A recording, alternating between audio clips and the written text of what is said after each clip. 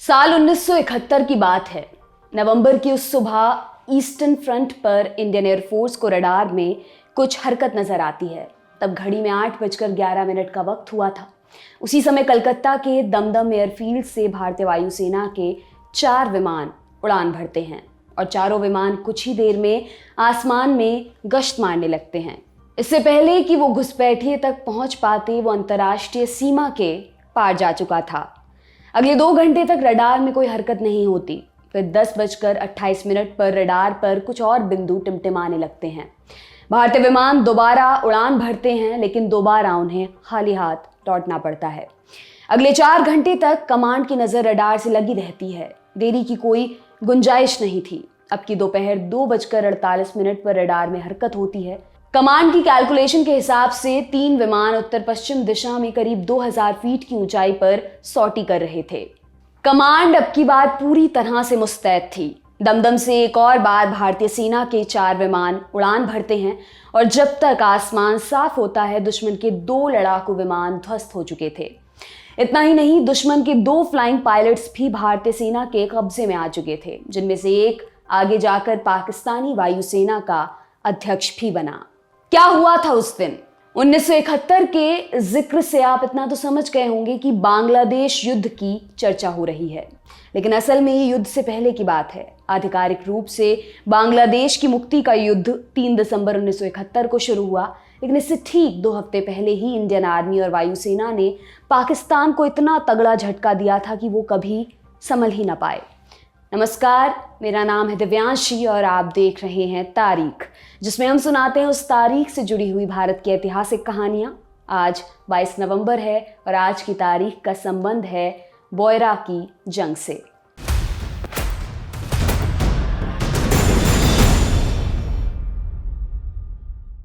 अक्टूबर 1971 से ही इंडिया और पूर्वी पाकिस्तान के बॉर्डर पर तनाव बढ़ने लगा था, लेकिन ये सब कुछ छोटी मोटी झड़पों तक ही सीमित था। पूर्वी पाकिस्तान के बोयरा इलाके से गरीबपुर का एक हिस्सा भारत की सीमा को छूता था।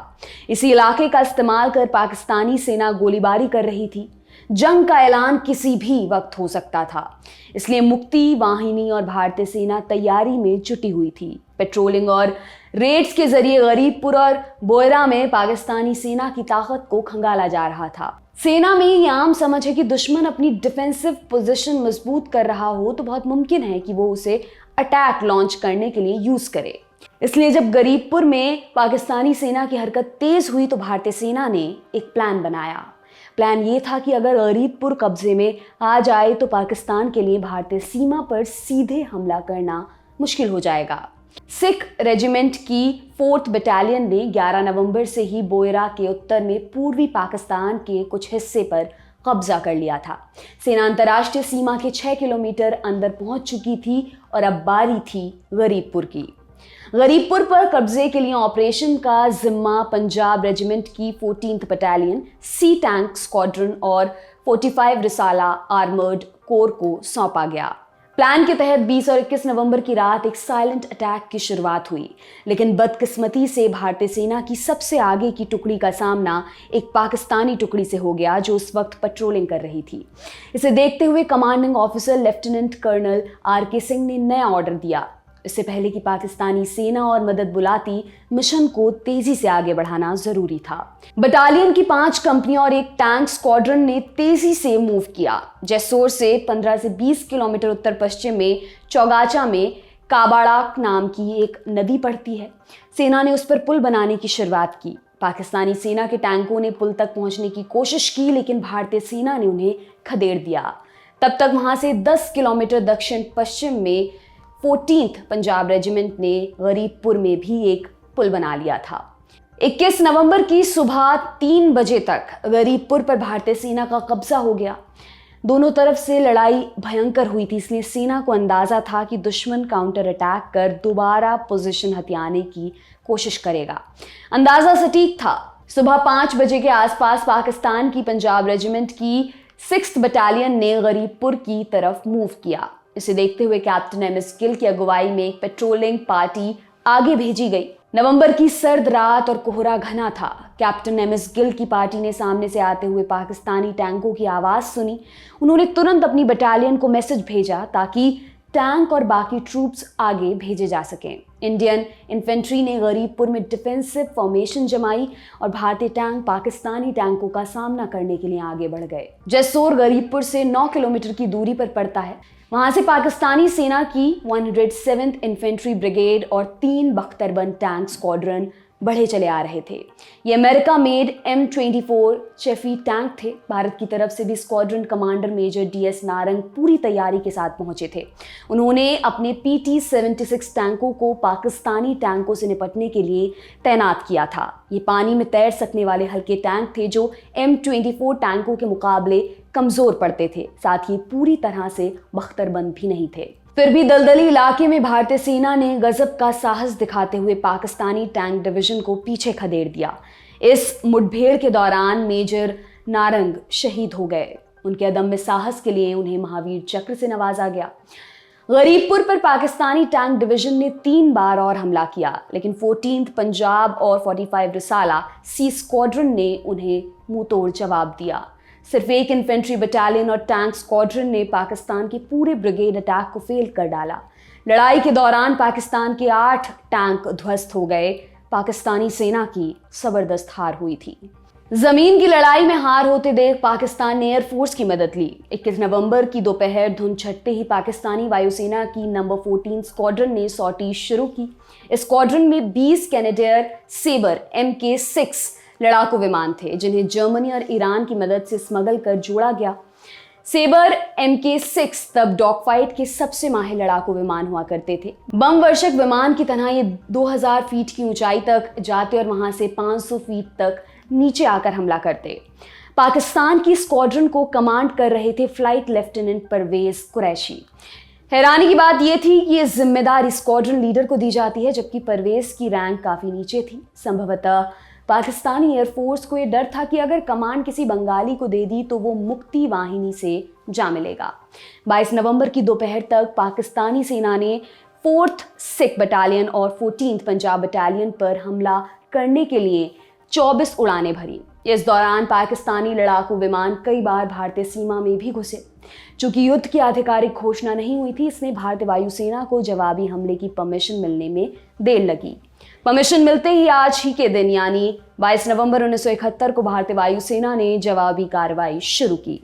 भारतीय एयरफोर्स की 22nd स्क्वाड्रन में फॉलन नेट विमान थे। ये हल्के और कॉम्पैक्ट लेकिन कम ऊंचाई पर लड़ने में माहिर थे। 22nd स्क्वाड्रन कलाईकुंडा फौजी हवाई अड्डे पर तैनात थी। इस स्क्वाड्रन पर कलकत्ता सेक्टर की सुरक्षा की जिम्मेदारी थी। इसी स्क्वाड्रन का एक फैक्शन कलकत्ता के दमदम एयरफील्ड में भी तैनात था, जिसको कमांड कर रहे थे विंग कमांडर BS सिकन, जो आगे जाकर इंडियन एयरफोर्स में एयर मार्शल बने। 22 नवंबर की दोपहर 2:40 तक भारतीय सेना पाकिस्तानी विमानों पर मीडियम लाइट मशीन गन से जवाबी हमला कर रही थी। 3 बजे के आसपास 4 भारतीय नेट विमानों ने सॉर्टी शुरू की और वोयरा के आसमान में गश्त लगाने लगे। जैसे ही उन्हें पाकिस्तानी विमान दिखे, वो 2 सेक्शन में बंटकर उनका पीछा करने लगे। पहले सेक्शन को फ्लाइट लेफ्टिनेंट MA गणपति और फ्लाइंग ऑफिसर डोनाल्ड लेजारस उड़ा रहे थे, जबकि दूसरे सेक्शन को फ्लाइट लेफ्टिनेंट एंड्रू मासी और फ्लाइंग ऑफिसर SF सुआरेज उड़ा रहे थे। भारतीय नेट विमानों से अनजान पाकिस्तानी फाइटर 500 फीट तक गोता लगाकर जमीन पर हमला करने में बिजी थे। इस दौरान एक पाकिस्तानी सेबर जेट जैसे ही गोता लगाकर ऊंचाई पर लौटा, वो फ्लाइट लेफ्टिनेंट गणपति और ऑफिसर लेजारस की सीध में आ गया। ऑफिसर लेजारस ने उस पर 30 mm के 2 गोले दागे और वो धू धू कर जलते हुए नीचे जा गिरा। दूसरे सेबर विमान पर भी ऐसे ही निशाना लगाया गया और वो भी जमीन पर क्रैश हो गया। तीसरे सेबर विमान के पंख में गोला लगा था, लेकिन किसी तरह उसका पायलट उसे ढाका पहुंचकर लैंड कराने में सफल रहा। गिरने वाले दोनों विमानों से पाकिस्तानी पायलट इजेक्ट हो चुके थे। दोनों ने अपना पैराशूट खोला और नीचे पहुंचकर भारतीय सेना ने उन्हें युद्धबंदी बना लिया। इनमें से एक परवेज कुरैशी थे, जो आगे जाकर पाकिस्तानी एयरफोर्स में एयर चीफ मार्शल और चीफ ऑफ एयर स्टाफ के पद तक पहुंचे। पूरी लड़ाई सिर्फ 3 मिनट में खत्म हो गई, जिसके बाद नेट विमान कलाईकुंडा फौजी हवाई अड्डे की ओर लौट गए। नेट विमान उड़ाने वाले चारों पायलट्स को उनके अदम्य साहस के लिए वीर चक्र से सम्मानित किया गया। बौरा के आसमान और गरीबपुर की जमीन पर दोनों जगह भारतीय सेना को निर्णायक जीत मिली थी। गरीबपुर को कब्जे में लेने का सेना का निर्णय आगे जाकर एकदम क्रूशियल साबित हुआ। इंडियन बॉर्डर तक पहुंच के लिए पाकिस्तानी सेना के पास अब और कोई रास्ता नहीं बचा था। दूसरी तरफ हवा में हुई लड़ाई में भारत का कोई नुकसान नहीं हुआ, जबकि पाकिस्तान के 3 विमानों को ध्वस्त कर दिया गया। ये इतनी जबरदस्त हार थी कि पाकिस्तान ने पूरे युद्ध के दौरान इस सेक्टर में एक बार भी विमानों का इस्तेमाल नहीं किया। इसी युद्ध से जुड़ी एक घटना का जिक्र 1996 में आता है। पाकिस्तान के air chief marshal Pervez Qureshi वायुसेना के अध्यक्ष बनने जा रहे थे। तब उन्हें भारत से एक पत्र मिला। पत्र खोला तो अंदर ग्रुप कैप्टन लजारस का नाम था, वही लजारस जिन्होंने 1971 में बोयरा के आसमान में कुरैशी को पस्त किया था। कैप्टन लजारस ने उन्हें बधाई देते हुए 1971 की घटना की याद दिलाई। कैप्टन लजारस को हैरानी हुई जब उन्हें इस खत का जवाब मिला जिसकी उन्हें बिल्कुल अपेक्षा नहीं थी। कुरैशी ने जवाब में धन्यवाद लिखा और साथ ही उस दिन भारतीय पायलटों के द्वारा दिखाई गई बहादुरी की सराहना की। बोयरा में मिली जीत के करीब 10 दिन बाद आधिकारिक युद्ध की घोषणा हो गई। युद्ध का अंजाम आप सभी को मालूम होगा, लेकिन जंग की जमीन पर क्या हुआ, क्या टैक्टिकल डिसीजन लिए गए, किन प्लान्स का उपयोग किया गया, ये सब मौका मिला तो फिर किसी तारीख के एपिसोड में आपको बताएंगे। आज के लिए इतना ही। कमेंट सेक्शन में बताएं कि आपको क्या अच्छा लगा और क्या बुरा लगा। जहां कहीं भी सुधार की गुंजाइश हो जरूर लिखिएगा। धन्यवाद। देखते रहिए दी लल्लन टॉप। शुक्रिया।